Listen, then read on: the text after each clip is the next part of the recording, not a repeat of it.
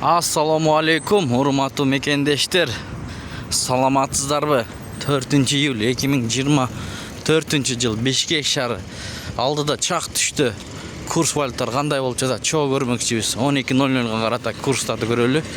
Эгер каналда жаңы болсоңуз бизди колдоп, видеого лайк басып, каналга катталганды унутпаңыздар. Оң тарапта подписаться кнопкасы бар. Ошону басып каттала кетсеңиздер, биз киргизип бараткан видеолорду биринчилерден көрүп турасыздар.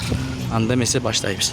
Бұл обменкада доллар 86 сом 10 тиын, рубль 97 тиын, сату 98,5 тиын. Анын жанында жетиген iko доллар 86 сом 10 тиын, рубль 96,5 тиын, сату 99,5. Лидер акча алмаштыруу жайында доллар 86 сом 10 тиын, рубль 96,8 тиын, сату 98,3. Обмен City, бул жерде доллар 86 сом 10 тиын, рубль 96,8 тиын.